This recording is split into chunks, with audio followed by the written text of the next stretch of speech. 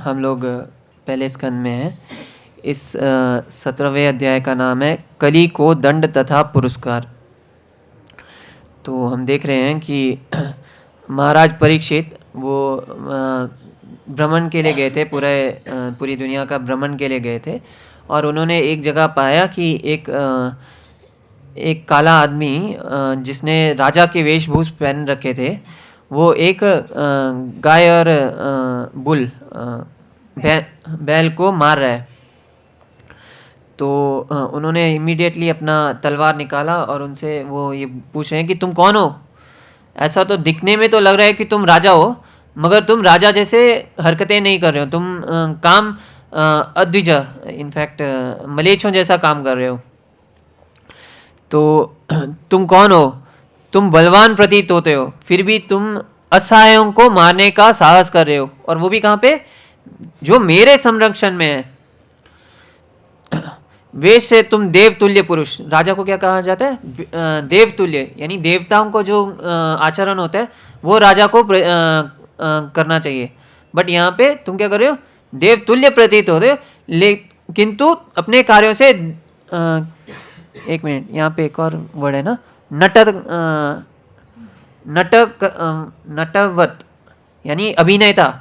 तुम ड्रामा ही कर रहे हो, एक्चुअली तुम ये नहीं हो, राजा नहीं हो, और किंतु तुम द्विज क्षत्रियों से सिद्धांतों का उल्लंघन कर रहे हो। तो इस तरह, और आगे भी हम देखेंगे कि किस तरह कली को दंड दिया जाता है, और फिर वो माफ़ी मांगता है तो उसको कुछ जगह भी दिया जाता है, स्वर्ग में रहने का जगह दिया जाता है। तो ये श्लोक स्पेशली पॉलिटिक्स की बात कर रहा है। तो इस क्लास में हम लोग थोड़ा पॉलिटिक्स की बात करेंगे। जैसे अभी रिसेंटली हमारे कर्नाटका गवर्नमेंट में एक बिल आ रहा है जिसका नाम है रोहित वेमुला बिल। आप लोगों ने सुना है? नहीं सुना है? अच्छा। ओके, तो रोहित वेमुला करके एक लड़का था जिसने कुछ सालों पहले, आई थिंक 2016 या 17 में उसने सुसाइड किया था। तो एक्चुअली वो शायद SC OBC कास्ट से था। बाद में पता चला कि वो SC OBC कास्ट से है और उसको बहुत प्रताड़ित किया गया है। लेकिन और थोड़ा रिसर्च करने के बाद पता चला कि शायद वो SC OBC में से नहीं था। तो और वो कुछ संगठनों में था, और वो संगठन जिस तरह कार्य कर रहे थे उसकी वजह से उसको प्रेशर बहुत ज़्यादा हो रहा था। वो जो चाहता था वो सब नहीं हो रहा था, इसलिए उसने सुसाइड किया था। तो जो भी हो, उसको प्रोपेगेंडा इसे बोलते हैं। बहुत ही ज़्यादा लोगों को बताया गया है कि हाँ नहीं, ये स्वर्णों ने जाति भेद करके उसको दबाया और इसलिए उसको उस बेचारे ने सुसाइड कर लिया। इस तरह प्रोपेगेंडा, इसको प्रोपेगेंडा कहा जाता है। प्रभुपाद भी कहते हैं कि हमें हमारा जो कृष्णा कॉन्शियस है उसका प्रोपेगेंडा करना चाहिए, यानी हम लोगों को ज़्यादा से ज़्यादा लोगों को बताना चाहिए। हो सकता है थोड़ा ही हो, लेकिन फिर भी वो लोग इतना ज़्यादा बढ़ा चढ़ा के बताते हैं कि लोगों को लगता है कि हाँ यही स्टैंडर्ड है और एक्सेप्शन नहीं है। तो उसी तरह हम लोगों को भी अब क्या है, दुनिया में पूरा उल्टा हो गया है। तो हम लोगों को भी प्रभुपाद बोलते हैं कि ना बहुत ज़्यादा प्रचार करना चाहिए, बहुत ज़्यादा लोगों को बताना चाहिए कि कितना अच्छा कृष्णा कॉन्शियस है, तो ताकि लोगों को भी प्रोपेगेंडा करना चाहिए, लोगों को बताना चाहिए, ताकि हमारा ये कृष्णा कॉन्शियस लोगों में बढ़े और वो लोग खुश हो सकें। तो पहली चीज़ तो ये है कि रिसेंटली मैं कुछ डेटा देख रहा था, अगर टीचर को SC OBC में माइनस मार्क है फिर भी उनको लिया जा रहा है। जिसको नेगेटिव में मार्क है वो आपको क्या पढ़ाएगा, लेकिन क्योंकि हम लोगों ने लॉ इस तरह बना दी है तो उनको लेके आया जा रहा है। अब ठीक है, लॉ इस तरह है, और तो एक सवाल हम लोग पूछ सकते हैं कि क्या इन लोगों में उतनी क्षमता भी है कि सिखा सके या फिर इंजीनियर बन सके, या कई हमारे जो गवर्नमेंट के जॉब्स हैं उनमें इनको रख सकते हैं। मगर दूसरा सवाल ये भी है कि हम लोग पढ़ा क्या रहे हैं। आप देखेंगे ज़्यादातर किताबें वो इंग्लिश में होती हैं, काला अक्षर भैंस बराबर। इंग्लिश इंडिया में सबसे खराब इंग्लिश बोला जाता है दुनिया भर में, और लोगों को बोला जाता है नहीं तुम ये पहले इंग्लिश पढ़ो और फिर जाके एग्ज़ाम दो। तो कोई भी नॉर्मल व्यक्ति उसको दिमाग में ही नहीं जा रहा है कि यार ये क्या इंग्लिश में लिखा है क्या है, और वो जाके एग्ज़ाम में दे रहा है, फिर उसमें जाके उसको मार्क्स लेके आना है। तो ये सिस्टम भी कुछ इतना सही नहीं लग रहा है। प्रभुपाद भी बहुत आप लोगों ने सुना होगा, पीयूटी पुट है तो फिर पीयूटी पट उसका होना चाहिए, बीयूटी बट तो फिर पीयूटी पट होना चाहिए, पुट क्यों है ना। इनफैक्ट मैं तो आप लोगों से बोलूँगा कि जब आपको इंग्लिश शब्द मिले ना तो उसको ख़राब करके ही बोलो। उन लोगों ने इतना सालों हम लोगों के ऊपर राज किया, अब उन लोगों की बारी है, उन लोगों को इस तरह हम लोग ये करने वाले हैं। एनीवे, तो ये इंग्लिश नॉर्मल चीज़ है ना। अगर मान लीजिए कि हम लोग को हिंदी आता है तो हिंदी में हम लोग को सिखाइए और बोलिए कि हिंदी में लिखिए, तो मैं डेफिनेटली कहता हूँ कि हम लोग के जो इंडिया के लोग हैं वो ज़्यादा अच्छा मार्क्स लेके आ सकते हैं। तो ऑफकोर्स थोड़ा सा इम्प्रूवमेंट किया है मोदी सरकार ने। उन्होंने अभी काफ़ी किताबें हिंदी में या लोकल लैंग्वेज में, अभी जैसे कर्नाटक है तो कर्नाटक में इसमें बताया जाए, इसके लिए उन्होंने प्रोत्साहन दिया है। रूल में नहीं है बट प्रोत्साहन ज़रूर दिया है, तो इसकी वजह से काफ़ी लोगों को बेहतर हो रहा है। तो और हमारे स्कूल सिस्टम में भी क्या सिखाते हैं, ABC, यानी पहले ज़माने में गुरुकुल में जाके क्या सिखाया जाता है, पहले तो दिल मिलते थे, फिर बाकी जो बड़ा ज्ञान है, तीर चलाना या फिर किस तरह एडमिनिस्टर करना है, किस तरह सब चीज़ें करना है, ये सब बात की बात होती है। पहले दिल मिलने चाहिए थे। पहले गुरु बोलता था कि जाओ लकड़ियाँ कलेक्ट करके लेके आओ, जाओ ये छोटा छोटा काम करो, मान लीजिए गुरुकुल है तो गुरुकुल साफ कर दो, तो इस तरह तो सिंपल काम दिए जाते थे। इससे क्या होता था कि ना जो बच्चे होते हैं वो गुरु के ऊपर उनका दिल मिलता, वो गुरु के ऊपर निर्भय होना शुरू हो जाते थे, वो लोग निर्भर होना शुरू हो जाते थे, वो लोग गुरु से ज़्यादा मिल सकते थे, उनको समझ आने लग जाता था कि क्या करना है, लगाव हो जाता। फिर जाके बताया जाता था कि हाँ इस तरह काम करना चाहिए, इस तरह काम करना चाहिए। मान लीजिए अगर कोई क्षत्रिय है तो तीर कैसे चलाना है, अगर कोई ब्राह्मण है तो वेदों में क्या लिखा है, वो सब चीज़ें बात की बात होती थी। तो आजकल के एजुकेशन सिस्टम में भी कोई इतना ये नहीं है। तो एनीवे, तो किसी को जिसको इंग्लिश नहीं आता, जिसको ये नहीं आता, उसको पहले तो डाल देते, नहीं तुम्हें पहले ब्राह्मणों ने कुचला था इसलिए तुम पहले स्कूल में जाओ। अब स्कूल में भी जाके वो बेचारा बच्चा पढ़ नहीं पा रहा है, उसको समझ नहीं आ रहा है, वो इतना परेशान हो जाता है कि कोई सुसाइड कर लेता है। तो उसके बाद फिर बोलते हैं नहीं इसको हम लोगों ने हेल्प नहीं किया इसलिए ये हो रहा है।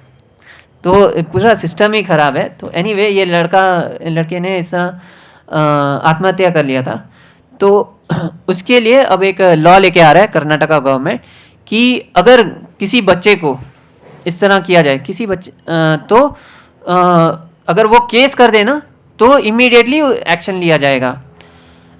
अभी ये कौन केस कर सकता है, SC ST OBC और माइनॉरिटीज़ कैसे आ गए,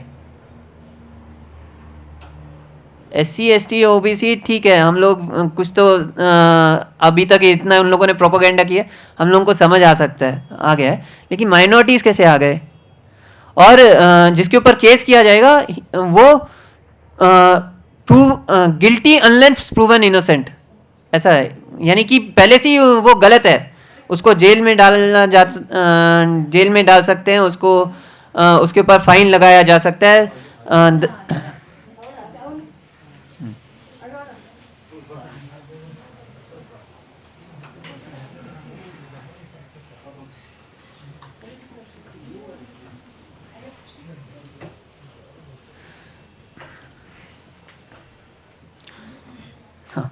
तो इस लॉ के हिसाब से अगर ये लॉ बन गया, अभी तो बारिश के सीज़न में वो लाया जाएगा, तो अगर लॉ बन गया तो आपको SC ST OBC ये लोग किसी भी स्वर्ण के ऊपर ये डाल सकते हैं कि भाई इसने मेरे को ये प्रताड़ित किया है, तो सीधा वो जेल में जाएगा। बाद में उसको बेल मिल सकता है, बाद में उसको कुछ रिलीफ मिल सकता है, वो भी कोर्ट में जाके। तो ये तो नाइंसाफ़ी है ना। तो यहाँ पे वही लिखा है कि नटवर तुम बहुत राजा के जैसे बने हो मगर तुम मासूम लोगों को प्रताड़ित कर रहे हो। इतना ही नहीं, अगर आप बस खड़े हो और किसी बच्चे के ऊपर प्रताड़ना हो रहा है तो आपके ऊपर भी केस हो सकता है। थोड़ा और सरल लैंग्वेज में मैं समझाता हूँ। मान लीजिए कि कोई स्वर्ण टीचर है, द्विज जिनको बोलते हैं, तो वो टीचर है और कोई लड़का है जिसको मार्क्स नहीं मिल रहा, तो वो सीधा बोल सकता है अगर आपने मेरे को इतना मार्क्स नहीं दिया तो मैं केस कर दूंगा। केस कर दिया, पहले वो टीचर जेल में जाएगा, बाद में देखा जाएगा कि केस सही है कि नहीं है। या फिर कुछ लोग तो ये भी कह रहे हैं कि ऐसा भी हो सकता है, अभी ठीक है SC ST तो बात की बात है, माइनॉरिटीज भी लिखा है। तो मान लीजिए कि किसी मुस्लिम लड़के को किसी लड़की के ऊपर दिल आ गया, वो जाके उसको बोल सकता है तुम अगर मेरे से शादी नहीं किया तो मैं तुम्हारे ऊपर केस कर दूंगा। तो अगर उसने ना बोला तो वो पक्का जेल जाएगी। सो इतने भयावह कानून बनाया है, बोलते हैं ना पहले इनको काटो और फिर कन्वर्ट करो।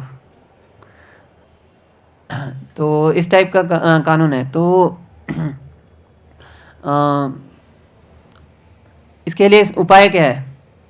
तो भागवतम में उपाय भागवतम में कहते हैं 11वें स्कंद में शायद कि कलयुग में लोग इतने प्रताड़ित होंगे कि वो अपना घर बार सब छोड़ के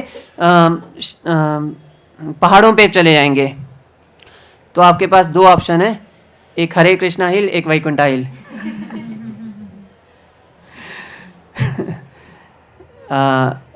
एक्चुअली मैं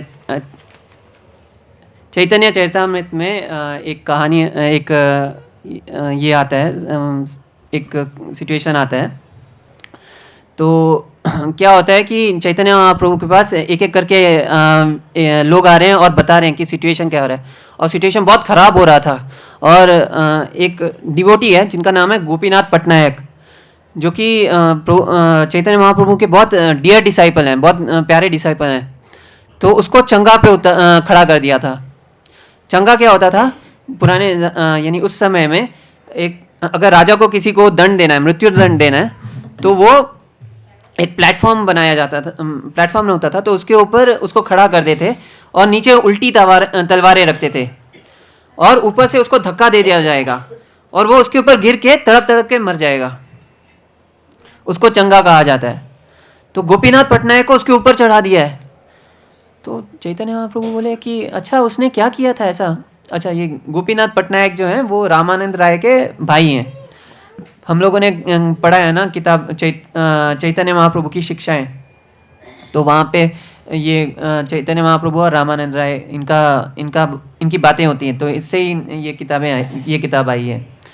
तो आप समझ सकते हैं कितने प्रिय रहेंगे चैतन्य महाप्रभु के। तो चैतन्य महाप्रभु को आके बताते हैं कि ऐसा हो गया। तो चैतन्य महाप्रभु बोलते हैं कि हुआ क्या था। तो ये जो गोपीनाथ पटनायक हैं वो उड़ीसा के राजा के एक जगह पे टैक्स कलेक्ट करते थे। तो लोगों को जाके अच्छा इतना तुम्हारा ये हुआ है, पैसा कलेक्ट करके लेके आके डिपॉजिट करना उनका काम था, उसको रखना काम था। तो एक बार क्या हुआ कि उन्होंने जब सारे कौंसल जो ये क्या बोलते हैं कना बोलते हैं ना, जैसे आना होता था तो तभी कौंसल होता था। तो 2 लाख खानास किसी को पता है कैसे बोलते हैं? जो शंख होता है ना उसको बोलते हैं। तो 2 लाख वो कम पड़ गए। तो गोपीनाथ पटनायक बोले कि हाँ शायद मेरे कैलकुलेशन में कुछ मिस्टेक हो गया है, मैं अपनी चीज़ें, मेरे पास बहुत सारे, वो भी तो व्यापार करते थे, तो बोलते हैं कि मैं व्यापार करके आराम से आपको पे कर दूंगा। तो तब तक आप क्या कीजिए, मेरे पास कुछ घोड़े हैं तो आप मेरे घोड़ों को रख लीजिए और उस समय और कुछ समय दे दीजिए, मैं थोड़े समय में आपको पे कर दूंगा। तो जो राजा बोला ठीक है, मैं अपने बड़े लड़के को भेजता हूँ, वो आपका घोड़ा देख के आपको बता देगा कि कितने का कितना प्राइस रहेगा, उस हिसाब से हम लोग ये कर देंगे और कितना समय देना है वो सब कर लेंगे। तो बड़े लड़के का नाम है बड़ा जाना गया और उसने सारे घोड़े देखे और थोड़ा अजीब कैरेक्टर है, तो उसने ना बहुत ही कम प्राइस बोल दिया और इस बात से गोपीनाथ पटनायक पूरा गुस्सा हो गए। अब ये बड़ा जना का क्या आदत था कि वो ना बात करते करते ऊपर देखेगा, साइड में देखेगा, इधर देखेगा, उधर देखेगा। तो गोपीनाथ बोले, क्या इतना कम प्राइस, ये मेरे घोड़े हैं, अच्छे घोड़े हैं, तुम्हारे ये ऊपर नहीं देखते बात करते करते। तो बड़ा जाना को ईगो पे लग गया, गुस्सा आ गया। उसने क्या किया, वो राजा के पास गया, बोला ये जो गोपीनाथ पटनायक है वो पैसे देने को तैयार नहीं है, आप बोलो तो मैं इसको चंगा पे खड़ा करके इससे पैसे निकलवा लेता हूँ। तो बड़ा जना ने इसको अरेस्ट कर लिया, गोपीनाथ पटनायक को, और चंगा के ऊपर लेके गए और धमकी दे रहे हैं कि अभी नीचे गिरा देंगे। थोड़ी देर में वाणीनाथ राया इनकी पूरी फैमिली को अरेस्ट कर लिया कि भाई पैसा क्यों नहीं मिला है। तो ये सब, तो चैतन्य महाप्रभु गुस्सा हो गए, बोले कि तो आप लोग क्या चाहते हो, मैं राजा के पास जाके भिक्षा मांगू? पैसों की गड़बड़ी गोपीनाथ ने किया है, तो राजा का कर्तव्य है कि वो ठीक तरीके से उससे पैसा ले ले, मैं क्यों जाके उससे भीख मांगू? तो सारे डिवोटीज ये हो गए कि अरे बाप रे, महाप्रभु तो गुस्सा हो गए। तो उस समय एक डिवोटी था, उसका नाम है हरिचंदना पात्रा, शायद अक्षय पात्रा का दोस्त होगा। हरिचंदना पात्रा राजा के पास गया और बोला कि राजा आपने इसको चंगा पे चढ़ा दिया और अभी आप इसको मार डालने वाले हो, ऐसा क्यों कर रहे हो? तो राजा बोला, नहीं नहीं, मैं उसको मारना नहीं चाहता, मेरे पैसे हैं, मेरे को बस उतना ही चाहिए। तो बोला कि लेकिन उसको तो अभी ये करने वाला है। तो बोला नहीं नहीं नहीं, आप जाओ और उसको सब चीज़ें करेक्ट करो। तो फिर हरिचंदन पात्रा इमीडिएटली गया और उन्होंने गोपीनाथ पटनायक को नीचे उतारा और फिर ठीक तरीके बात किया और घोड़ों को सही प्राइस देके फिर सब ठीक हो गया। तो इतना, यानी आप समझ सकते हैं, उनकी तो जान जाने वाली थी, फिर भी सब ठीक हो गया। और इनफैक्ट क्या राजा ने क्या किया, उन्होंने उसको एक और प्रमोशन भी दे दिया और बोला कि इतने टाइम में तुम पैसा पे कर दो। तो ऐसा, तो ना सिर्फ उनका खराब हुआ, इंस्टेड उनका खराब टाइम अच्छा हो गया और बहुत ज़्यादा अच्छा हो गया। तो ये चैतन्य महाप्रभु का आशीर्वाद है। एक्चुअली चैतन्य महाप्रभु उसके बाद पूछते हैं, अच्छा जब ये चंगा के पे था तब वो क्या कर रहा था? तो डिवोटीज बता रहे हैं कि वो ना अपने उंगलियों में हरे कृष्ण मंत्र जप कर रहे थे, हरे कृष्ण कृष्ण कृष्ण हरे हरे, हरे राम राम राम हरे हरे। तो इस तरह गिनने के बाद फिर अपने बॉडी पे मार्क लगाते कि हाँ भाई इतना हो गया करके। तो इतने डेंजरस सिचुएशन में भी वो क्या कर रहे थे? हरि नाम जप कर रहे थे, सांख्या पूर्वकम गिनते हुए हरि नाम कर रहे थे। तो हमें भी बस यही करना है। हम लोगों ने किसका आश्रय लिया है? श्रीला प्रभुपाद। तो हम लोगों को श्रीला प्रभुपाद की आज्ञा का पालन करना है। हमको लगेगा अरे बाप रे, ये बहुत डिफिकल्ट सिचुएशन है, इसके आगे हम लोग का जीना मुश्किल हो जाएगा, हम लोग जी नहीं पाएंगे। लेकिन नहीं, हम लोग अगर प्रभुपाद ने हम लोगों को बताया है, जो मार्ग दिखाया है, अगर हम लोग उस पर चलेंगे ना तो ऑटोमेटिकली सारी चीज़ें हमारे फेवर में हो जाएगा, हमारे लिए काम करना शुरू कर देगा। तो प्रभुपाद ने हम लोगों को क्या बोला है? प्रभुपाद ने हम लोगों को बोला है कि 16 माला जप करना है, ये सबसे पहली चीज़ है। तो हम लोगों को कोशिश करना है कि जितना अच्छे से हो सके, जितना हम लोग मन लगा के हरि नाम जप कर सकते हैं, उतना अच्छे से जप करना है।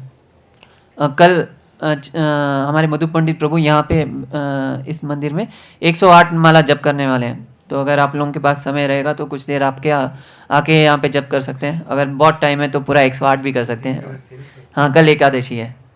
तो ये सब सिचुएशन हमारे टेम्पल से दिया जा रहा है। प्रभुपाद हम लोगों को एक अपॉर्चुनिटी दे रहे हैं ताकि हम लोग भगवान के और करीब जा सके। तो अगर हम लोग जितना धर्म को फॉलो करेंगे उतना धर्म हमें बचा के रखेगा। तो पहला चीज़ है हरि नाम जप करना है, और फिर 4 नियमों को फॉलो करना है। क्या क्या है 4 नियम? मद्यपान बोलिए। हाँ, no meat eating, no gambling, मद्यपान नहीं। पहली चीज मीट ईटिंग, मांस नहीं खाना है, अंडा ये सब नहीं खाना है। फिर क्या है, नो गैम्बलिंग, जुआ नहीं खेलना है, हाँ, फिर मद्यपान नहीं करना है, नशा नहीं करना है, चाय भी नहीं पीना है, हाँ, अ, और फिर अवैध संबंध नहीं रखना है, पराई स्त्री के साथ, पराई मर्द के साथ संबंध नहीं रखना है, ये हम लोग को रखना है। ये जब हम लोग रखेंगे तो हम लोग प्योर रह सकते हैं। जितना हम लोग शुद्ध रहेंगे उतना हम लोग बाकी लोगों को भी कन्विंस कर सकते हैं। आजकल तो कई लोग हाँ, तो अभी जैसे अब जाएंगे, अब आपको क्या करना है, घर जाने के बाद अपना मोबाइल उठाइए, देखिए कि कितने लोग हैं आपके सर्कल में रहेंगे ना, जो लोग इस्कॉन नहीं आते हैं उनके पास जाइए और ये वाला कहानी बताइए कि देखो रे, रोहित वेमुला के नाम से ऐसा बिल आने वाला है, कर्नाटक में आने वाला है, हम लोगों के साथ प्रॉब्लम हो सकता है, थोड़ा डराइए या कुछ भी कीजिए। एक भी अगर व्यक्ति को आप कन्विंस कर पाते हैं, उनको प्योर और वो भक्ति मार्ग में चल के प्योर डिवोटी बन जाता है, तो प्रभुपाद आपसे खुश होंगे। और भक्ति में क्या है, हमको प्रभुपाद को खुश करना है। तो ये जो लोग कई तरीक़े से अट्रैक्ट होते हैं, तो किसी भी तरह आपको लोगों को लेके आना है, भक्ति करवाना है। अगर वो मंदिर नहीं आ सकते तो वहीं पे आप कल जैसे एकादशी है, आप लोग बोलिए हमारे घर पे आइए, सब लोग मिलके एक माला जप कर सकते हैं। अगले 6 दिन है, 6 दिन में आप विचार कीजिए कि मैं 6 लोगों से मिलना है और 6 लोगों को मिलके हमारे इस्कॉन के बारे में, कृष्णा कॉन्शियसनेस के बारे में, भक्ति के बारे में, भगवत गीता के बारे में कुछ ना कुछ हमको बताना है। जितना हम लोग बताएंगे ना, उतना सामने वाला प्यूरिफाई हुआ ना हो, हम लोग ज़रूर प्यूरिफाई होंगे, हम लोग ज़रूर प्रभुपाद के नज़रों में आएंगे। तो हम लोगों को प्रभुपाद के नज़रों में आना है। जितना हम लोग प्रभुपाद के नज़रों में आएंगे उतना हम लोगों का उद्धार होगा, हम लोग वापस भगवत धाम जा पाएंगे, उतना हम लोगों को अच्छा होगा। तो लोगों को कन्विंस कीजिए कि ये कीजिए, क्या बोलते हैं, मंदिर आइए। अगर मंदिर नहीं आ सकते तो कम से कम जप कीजिए। आप ये मत सोचना कि भाई इस आदमी को मैं कितने टाइम से बोल रहा हूँ, कुछ ये सुन नहीं रहा है। हो सकता है वो आदमी भी पक गया हो, वो खुद बोले अरे तुम मेरे से क्यों बात कर रहे, ये वाला मेरा एक दोस्त है, इससे बात कर, और वो आना शुरू कर दे। तो इसलिए हम लोग को पूरा प्रोसेस में विश्वास रहना चाहिए, भक्ति में विश्वास रहना चाहिए। और पहली चीज़ है, खुद को शुद्ध करो हमारे साधना से के द्वारा। सुबह उठिए, जप कीजिए, मंदिर का दर्शन आरती, मंगल आरती घर पे भी कीजिए, यहाँ पे भी अगर समय है तो यहाँ पे आके कीजिए। और जब हम शुद्ध रहेंगे, भगवत गीता भागवतम पढ़िए, भागवतम सुनिए, और जब हम शुद्ध रहेंगे तो हम बाकी लोगों को भी कन्विंस कर पाएंगे। और बाकी लोगों को भी कन्विंस कीजिए कि मंदिर आइए। संगठन, आजकल लोग क्या बोलते हैं कि देखो हिंदू संगठित नहीं है, यूज़ कीजिए इसको। जो भी चीज़ हम लोग जिससे हम लोगों को भगवान के पास ला सकते हैं, उन सब चीज़ों को यूज़ कीजिए और लोगों को भगवान के पास लेके आइए। इस्कॉन से जोड़िए, भगवत गीता से जोड़िए। तो जितना हम लोग भगवत गीता से जोड़ेंगे उतना हम लोग प्रभुपाद के और निकट आ सकते हैं। जितना प्रभुपाद के निकट आएंगे उतना हम लोग कृष्णा के निकट जा सकते हैं। तो यहाँ पे इस श्लोक में मेनली यही था कि किस तरह आजकल हम लोग देख सकते हैं कि जो ये राजा बन के घूम रहे हैं, चीफ मिनिस्टर, प्राइम मिनिस्टर, ये लोग लगते बहुत बड़े राजा हैं, बट उन लोगों के कार्य ये नटवर जैसे हैं, नाटक करने वालों जैसे हैं, उनका रियल कुछ काम ही नहीं है।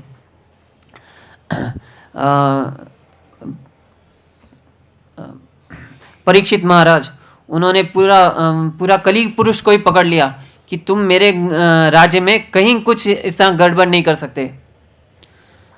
शिवाजी महाराज थे, उन्होंने पूरे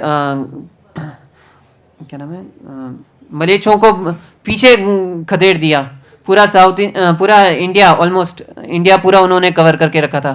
शांबाजी महाराज, उन्होंने इतना ड्रेन कर दिया, क्या नाम है उस राजा का, औरंगजेब का पूरा ट्रेजरी खाली कर दिया था, उसको कंगाल बना दिया था।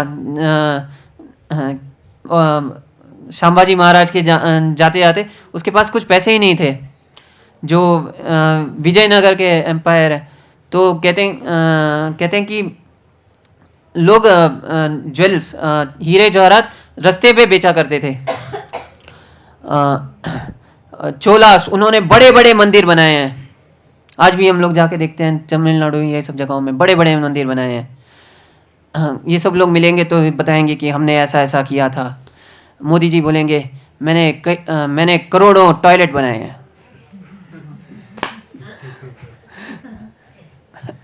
बहुत ही निम्न स्थल में पहुंच चुका है हमारा पॉलिटिक्स। लोगों को इतना भी नहीं है कि मोदी जी को वो बना के देना पड़ रहा है। मैं खराब नहीं बोल रहा हूँ, उन्होंने अच्छा ही किया है, बट लेकिन मंदिर भी बनाए हैं, कितना 1-2 मंदिर बनाए हैं और उस पर भी उनको इतना बैकलैश मिला है। उनको लोग बोल रहे हैं कि क्यों बनाया, ऐसे क्यों बनाया, ये क्यों बनाया। जबकि जब महान राजा होते हैं बड़े बड़े मंदिर बनाते हैं और लोगों को भक्ति प्रोवाइड करते हैं और लोगों को भक्ति करने का अपॉर्चुनिटी प्रोवाइड करते हैं। तो कार्य हो रहा है, बट धीमे तरीके से हो रहा है। और हमें भी भक्ति करना चाहिए, हम लोग को हमारी तरफ से कोशिश करना चाहिए भक्ति में। आप लोगों को बताइए कि देखो हम लोग भी भक्ति करेंगे तो ऑटोमेटिकली, एक्चुअली हम लोग जो कर रहे हैं ना उसका कुछ नहीं होता, भगवान जो चाहते हैं ना वो होता है। महाभारत युद्ध में आप देखिए कौरवों के पास कितनी अक्षौहिणियां थी? 11 ना? हाँ। और पांडवों के पास कितनी थी? 7। सो कहाँ 11 कहाँ 7, ऑलमोस्ट डबल है। मगर जीता कौन? पांडव। क्यों? क्योंकि भगवान भगवत गीता में बोल चुके हैं कि मैं चाहता हूँ ये युद्ध हो। सारे ये जो डीमन सारे हैं इन सबको मैं साथ में लाके एक दूसरे से लड़ा के मरवा देना चाहता हूँ और मैं नया री एस्टैब्लिश करना चाहता हूँ, मैं धर्म को री एस्टैब्लिश करना चाहता हूँ। तो जब हम भक्ति करेंगे, वरना हमारे और कौरवों में क्या फ़र्क है? हमारे और कौरवों में तभी फ़र्क आएगा ना जब हम भक्ति करना चाहते हैं। तो हम लोगों को इंटरेस्ट रहना चाहिए कि हम लोग और अच्छे से जप करें और मन लगा के जप करें और भगवान की भक्ति करें। किस तरह मैं भगवान को और खुश कर सकता हूँ, ये हमेशा हमारे मन में चलते रहना चाहिए। सो जितना हम लोग ये करेंगे उतना हम लोग प्योरीफाई होंगे, उतना हम लोग भगवत धाम जाने के काबिल बनेंगे। तो मंदिरें बनाना है हम लोगों को, लोगों को प्रचार करना है, भक्ति देना है। सिर्फ कर्नाटका में बेंगलोर में एक बड़ा मंदिर बन गया ये काफ़ी नहीं है, पूरे विश्व में बनाना है। तो हमारी तरफ से छोटा सा कोशिश होना चाहिए, तो ऑटोमेटिकली आगे हम लोग को अपॉर्चुनिटी दिखता जाएगा। मैं यहाँ पे रोकता हूँ। आप लोगों के पास कुछ सवाल रहेंगे तो हम लोग वो डिस्कस कर सकते हैं पहले।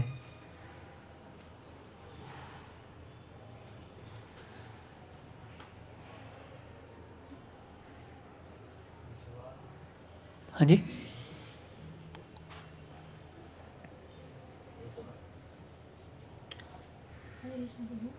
डीमन नक्षत्र रहता है ना, राक्षस हाँ। तो अगर उसमें कोई जन्म होता है तो उनकी भक्ति कैसे होती है, उनको आगे कैसे बढ़ाया जाए? कलयुग में सब लोग राक्षस हैं। तो कुछ जगहों में कहा जाता है ना कि राक्षस भगवान के हाथ है। तो देखो थोड़ा जैसे राक्षस प्रवृत्ति रहता है, यानी गुस्सा ज़्यादा आता है, और आलस तो ये लोग करते हैं, तामसिक। हाँ, एनीवे तो आलस नहीं होता। एनीवे कुछ, हाँ, ये कलयुग के प्रॉपर्टीज़ हैं कि आदमी आलसी होता है, वो स्पेशली भक्ति की तरफ तो बहुत ही आलसी होता है और वो काम नहीं करना चाहता और गुस्सा बहुत आता है और सब चीज़ मेरे पास होना चाहिए। आजकल आप देखेंगे कोई भी जनरल किसी भी व्यक्ति को पकड़ेंगे तो उसको इच्छा क्या है कि मैं बहुत अमीर बनना चाहिए, मैं बहुत मेरा नाम सब जगह होना चाहिए, ये होना चाहिए, वो होना चाहिए। भले ही वो कुछ कर नहीं रहा हो लेकिन उसके अंदर चाह ये है। लेकिन जो भगवत गीता पढ़ता है, जो भागवतम पढ़ता है, उनको उनके हिसाब से क्या है, क्या जीवन का लक्ष्य बहुत पैसा प्राप्त करना है? नहीं है। आप सोचिए, कोई भी हो, गरीब आदमी हो या अमीर आदमी हो, उसके पास अगर पैसा हो या ना हो वो खुश होता है? आप बहुत अमीर आप मान लीजिए कि बेंगलोर में सबसे अमीर बन गए तो भी आप क्या सोचेंगे? बेंगलोर में अमीर हो, पूरे देश में थोड़ी अमीर हो। अगर पूरे देश में अमीर बन गए तो भी आप क्या सोचोगे? मैं तो देश में अमीर हूँ, पूरी दुनिया में थोड़ी हूँ। मान लीजिए कोई, अभी बहुत सब लोग तो नहीं बन सकते, एक आदमी एक समय में बन सकता है ना। आप लोग मान लीजिए कि आपने इतना काम किया, इतना पूरा समय ऑफिस में ही पड़े हैं, सोचते हैं कि हाँ ये स्ट्रैटेजी यूज़ करेंगे, ये स्ट्रैटेजी यूज़ करेंगे। मान लीजिए कि पूरे दुनिया में आप अमीर बन जाएंगे, तो भी आप सोचेंगे वो मेरा कजिन है ना, वो उसके पास ये चीज़ है, मेरे वो है ना उसके पास ये चीज़ है। हमेशा कोई ना कोई रहेगा, ठीक है। संतुष्ट नहीं हो सकता इंसान पैसों के पीछे भाग भाग के कभी संतुष्ट नहीं हो सकता। जब हम भागवतम पढ़ते हैं, तो जैसे आपने सवाल पूछा कि राक्षस वृत्ति का हो तो क्या करना चाहिए, उस व्यक्ति को भगवत गीता भागवतम पढ़ना चाहिए, हरि नाम जप करना चाहिए, संकीर्तन कीजिए, घर में संकीर्तन कीजिए। तो जब ये सब करेंगे ना, तो वो जो राक्षस वृत्ति है वो उसको कवर हो जाएगा। भगवान आपकी राक्षस वृत्ति भी उस तरीके से यूज करेंगे कि सामने वाला राक्षस कम हो जाएगा और आप भक्ति में आगे बढ़ जाएंगे। मैं क्या बोल रहा था? हाँ, तो बहुत पैसा कमाना, बहुत ये यश कमाना, ये जीवन का लक्ष्य नहीं होना चाहिए। जीवन का लक्ष्य होना चाहिए कि किस तरह हम लोग वापस भगवत धाम जा सकते हैं। ये हमें पता होना चाहिए कि जो हमारा जो जीवन है ये बहुत छोटे समय के लिए है, कभी भी जा सकता है। इस छोटे समय में हमारे पास एक बहुत अच्छा अवसर है। अगर हम हरि नाम जप करते हैं तो हम लोग भगवत धाम जा सकते हैं।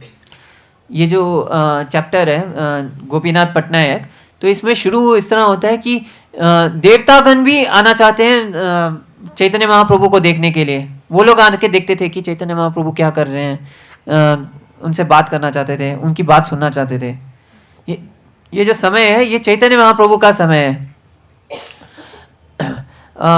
देवतागण उनके पास इतना ज़्यादा अपॉर्चुनिटी है, इतना आराम से रह सकते हैं, फिर भी वो लोग क्या चाहते हैं कि वो लोग इस धरती पे आए। क्यों? क्योंकि यहाँ पे सिंपली अगर हम लोग हरे कृष्ण मंत्र, हरे कृष्णा कृष्ण कृष्ण हरे हरे, हरे राम राम राम हरे हरे, अगर ये अच्छे मन से अच्छी तरह से जप करेंगे तो हम लोग स्वर्गलोक नहीं, सत्यलोक नहीं, ब्रह्मलोक नहीं, भगवत धाम कृष्ण लोक जा सकते हैं। इतना सिंपल अपॉर्चुनिटी बहुत ही रेयर है। लेकिन हम लोग क्या है, हम लोग का छोटा छोटा ये रहता है, अरे वो डिवोटी ने ऐसा मेरे को बोल दिया, अरे ये मेरे को इस टाइम गुलाब जामुन चाहिए था, वो मेरे को इस बार गुलाब जामुन ही नहीं मिला। ऐसे सब छोटी छोटी चीज़ों में हम लोगों का मन ये हो जाता है। मन का काम ही है कि आप लोगों को डिस्ट्रैक्ट करना, ये ऐसा नहीं करना चाहिए, वैसा करना चाहिए। जब वो मन डिस्ट्रैक्ट करता है तभी इस दुनिया में कुछ काम होता है, इसलिए उसका काम वैसा है हमको, लेकिन उसके ऊपर डिपेंड नहीं करना चाहिए। वो मन को, जो कर्मी लोग हैं, जो बाहर लोग हैं ना, उन लोगों को उनके मन के ऊपर डिपेंड करने दो, उसकी वजह से कुछ तो प्रोग्रेस होता रहता है इस दुनिया में। हम लोगों को भगवान के ऊपर, हम लोगों को प्रभुपाद के ऊपर डिपेंड करना है। प्रभुपाद ने जो जो चीज़ बोला है ना हम लोगों को करने को, वो उसके ऊपर हम लोगों का फोकस रहना चाहिए, बाकी चीज़ें ऑटोमेटिकली होती रहेंगी। आई होप मैंने, हाँ सेम चीज़, आपको हरि संकीर्तन करना है घर पे, भगवद गीता भागवतम पढ़ना है, और अगर आपके दोस्त लोग हैं तो उनको थोड़ा थोड़ा लेके आइए। मेरा दोस्त, जब मैं फर्स्ट टाइम इस्कॉन तो मुझे पता भी नहीं था, मेरा दोस्त बोला कि चल मैं मंदिर जा रहा हूँ, आएगा क्या? और उसका CBZ था। मैं बोला अच्छा गाड़ी में घूमने को मिलेगा, ठीक है चलता हूँ। तो उस तरह करके मैं फर्स्ट टाइम इस्कॉन आया था। कुछ तरीका निकालिए लोगों, अगर आपके फ्रेंड्स रिलेटिव्स हैं तो भगवान भी थोड़ा गाइड करना चाहिए। वो तो जब भगवान को लगता है कि हाँ ये व्यक्ति इस टाइम को देंगे तो इमीडिएटली ले लेगा, तो उनको भगवान लेके आते हैं मंदिर। उनको किताबें दे सकते हैं आप सब लोग, एक छोटा छोटा कोई पूर्ण प्रश्न पूर्ण उत्तर उस टाइप का छोटा किताब लीजिए, अपने दोस्तों में बांट दीजिए, बात कीजिए उसके बारे में, अरे ये वाला किताब जो है इसके बारे में क्या है, क्या तुम्हारा विचार है। और यंगस्टर्स तो उनके पास टाइम बहुत होता है, तो वो लोग रीड कर सकते हैं। जो शादीशुदा हैं, जिनका जॉब है, उन लोगों के पास टाइम ज़्यादा नहीं होता, उनको बोलिए कि देख मन बहुत शांत होता है अगर हम लोग मंदिर जाते हैं तो संडे को आना है, मैं लेके जाऊंगा, तू आ जा साथ में, हम लोग कीर्तन अटेंड करेंगे, फिर प्रसाद लेंगे, फिर आ जाएंगे। इतना बोलिए, आइए, वो खुद ही भक्ति में आ जाएगा। तो इस तरह हम लोग को प्रचार करना चाहिए। थोड़ा हम लोग हमारी तरफ से कष्ट लेंगे ना, उतना हम लोग का प्यूरिफिकेशन होगा, उतना हमारा हृदय और कोमल होगा भगवान भक्ति को अब्जॉर्ब करने के लिए, ये हो जाएगा। हरे कृष्ण। ठीक है, सो हम लोग यहाँ पे समाप्त करते हैं। जगत गुरु श्री प्रभुपाद की